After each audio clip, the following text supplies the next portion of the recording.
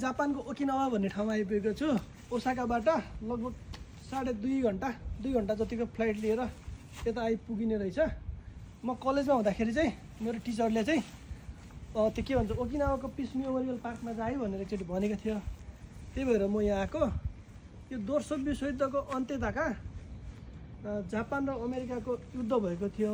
यता ओकिनावामा battle of Okinawa पनि भन्छ, ब्याटल अफ स्टिल पनि भन्यो भने फलामको युद्ध पनि भन्छ कि एकदम त्यो यो विश्व इतिहासकै सबैभन्दा यो खतरनाक युद्ध भनेर पनि भन्छ त्यसलाई। त्यो बेलामा अब अमेरिकाको तर्फबाट चाहिँ लगभग 12-13 हजार सैनिकहरू मरेका थिए।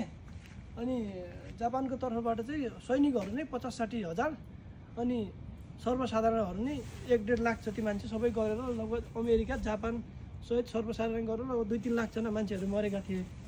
अनि ती मान्छेहरूको सम्झना स्वरूप चाहिँ यहाँ यसरी यो सबको त्यो बेलामा रेकर्डमा भेटेका जति सबै मान्छेहरूको नाम चाहिँ यसरी यो लेखेर यो के भन्छ यो ढुङ्गामा चाहिँ यसरी नाम लेखेर यो स्मृतिको लागि राखेको रहेछ। जापानिजहरूको नाम चाहिँ उतापट्टि यो के भन्छ यो बारभन्दा उतापट्टि चाहिँ खान्जीमा लेखेको छ। अनि यतापट्टि चाहिँ यो इङ्ग्लिसमा लेखेको चाहिँ विदेशीहरू।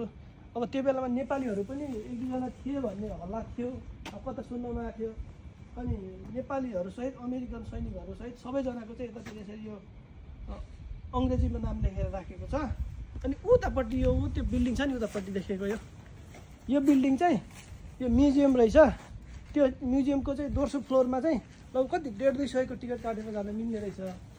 अनि त्यो म्युजियममा चाहिँ लगभग त्यो बेलामा युद्धको बेलामा युज भएका हतियारहरू, त्यो बेलामा अब साधारण जनजीवनमा परेका असरहरू, जनताले भोगेका ती समस्याहरूलाई चाहिँ त्यो पोस्टरहरूमा, फोटोमा, भिडियोमा चाहिँ देखाएको छ। अनि त्यो बेलामा के भन्छ युद्धमा युज भएका हतियारहरू पनि अब भेटे जति चाहिँ सबै कुराहरू चाहिँ त्यहाँ व्यवस्थित गरेर राखेको छ। तै पनि धेरै जसो चाहिँ खिया लागेर एकदमै त्यो अब सकिने अवस्थामा छन् भने अब त्यो बेलामा सामान्य दैनिक उसमा युज हुने लुगाफाटादेखि लिएर औषधिदेखि लिएर सबै कुरा चाहिँ सङ्ग्रहालयमा आएर हेर्न सकिन्छ।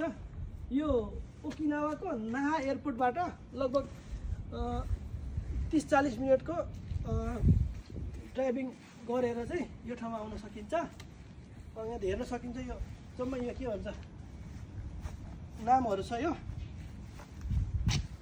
यतातिर सबै यो अङ्ग्रेजीमा लेखेको विदेशीहरूको नाम होला, सायद उतातिर जम्मै खान्जीमा लेखेको यो जापानिजहरूको नाम होला। हस्, यति नै।